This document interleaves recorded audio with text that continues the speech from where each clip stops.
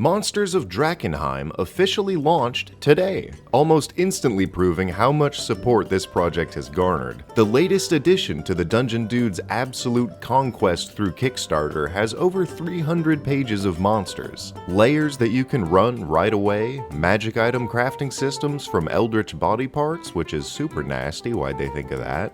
And among the ridiculous, impossibly ambitious number of miniatures is my favorite guy. I don't know anything about him, but oh wait, no, there he is. Cool. This campaign looks like, speaking from experience, one of Ghostfire's largest projects. And if you want to support it, click the link below, so they know it was only me who told you and nobody else. Here's your video. Throughout history, humans have always wondered, what if turtle, but bigger? So we started putting them in everything you could think of. We even dropped several under our world model that I like to call Turtles All the Way Down. That sounds like a stand name. Other world turtles include Vishna's form Kurma, or the big butchered turtle Eo who holds up the sky. There's the original Tarrasque, which is a French turtle man, the tectonic Torterras in the Pikachu Deadpool movie, the Archelon that sounds like a legendary Pokemon but was real, the Genbu from Persona and also Naruto and actually the stars, and even my fiancée Morla, the Ancient One. Actually, we don't care. Like most of the dragons and other impossibly enormous monsters in Dungeons & Dragons, dragon turtles are amazing monsters that embody that larger-than-life feeling, where fighting it should kinda be out of the question. I'd actually argue that a dragon turtle myth is more intimidating than any standard dragon's tale. Not thinking about their statistics for a second, let's look at a few dragon tales. When Beowulf fought his dragon, he had to pull a mortal wombo combo on its soft underbelly, where it killed it. When they killed that smog guy in that one movie, they shot an arrow at his soft underbelly. Kaido's first two scars were, believe it or not, formed on his rippling, oiled-up, muscular underbelly. I've never even seen the dragons in Dragon Tales take any lethal damage. I think they're immortal. There was that one time Zack stepped on a thorn during dance practice, though. Poor guy. But dragon turtles are and should be completely impenetrable. After all, they don't have feet.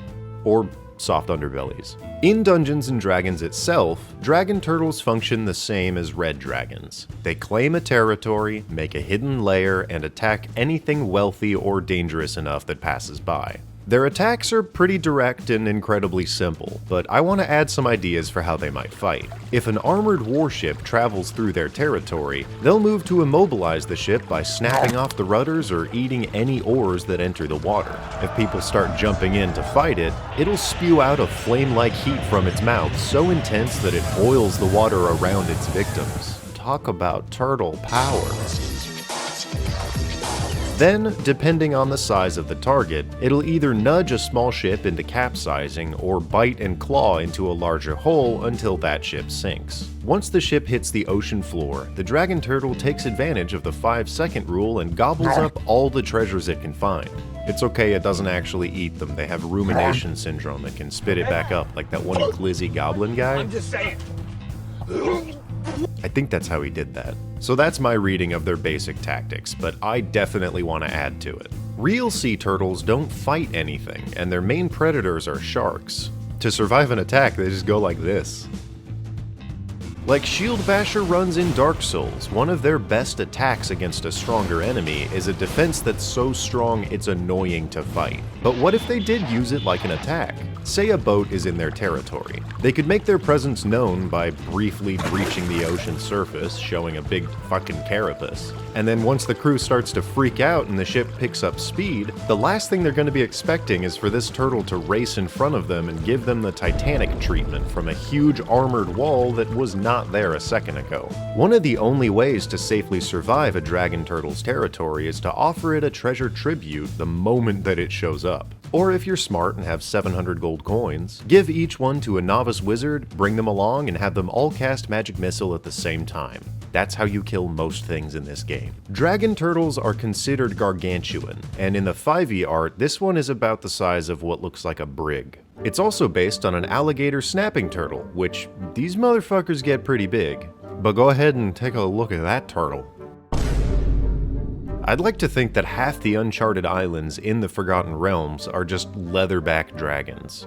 In any case, their only known predators are krakens, aboliths, and naturally occurring clusters of 700 wizards. I learned that in some environments these wizard clusters form like that wrecking ball from ants, and in their lifespan that's considered the apex predator. The Forgotten Realms has a few examples of dragon turtles, like the Dragon of the Deeps, Aramag from Cholt, and the Curse of Earfong, who a kraken I guess mugged, murked, and stole the identity of later on. While they do fit the standard definition of a more monster than villain coastal threat, I'm not satisfied. And neither should you be. You watched Avatar and you saw that lion turtle, and that's not in D&D, and it should be. I even went back to the start of the video to list all those guys for a reason.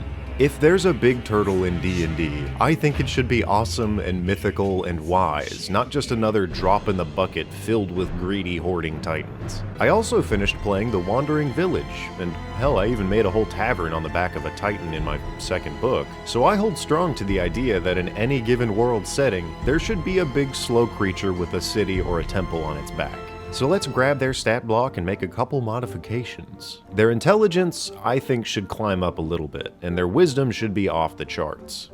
I think it's kind of hilarious that they don't have any damage resistances, and they can't hide in their shell. I actually just learned that there's two types of turtles that are defined by how they hide in their shell. So here's what I got.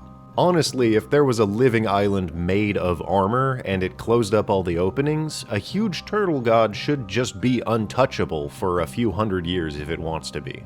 Most creatures this size would be incredibly dangerous to talk to, and if a dragon turtle did that horny moan, at its size, the shockwave would turn your eardrums into a bloody mist, which is why we give our good friends multilingual telepathy. Instead of hunting for treasure, I would think they might spend a lot of time just looking for kelp forests to devour or looking for mates. Others might dormantly guard underwater temples or old artifacts, having lived long enough to see those things used irresponsibly and then cast into the ocean. I also love the idea of a grand-scale Turtle Beach doomsday, where hundreds of 6-foot-tall eggs start spewing out huge turtle babies, all of them racing into the ocean as dragons, rocks, dinosaurs, and basilisks all pick them off amidst a spray of scalding water. Imagine being an adventurer in that hellscape, trying to snag like an egg or a turtle so you can grow it into a mobile stronghold in a couple decades. I don't know, I just think that big turtles are fucking awesome, and that dragon turtles are kind of a shrink down of this concept's potential. Now if you'll excuse me, I'm gonna go chart an ocean current for a living archipelago to circle my campaign on, like green turtles. I'm actually surprised that idea isn't in One Piece already. Okay, go away, but also tell your friends my last couple videos didn't do that good and I don't know why.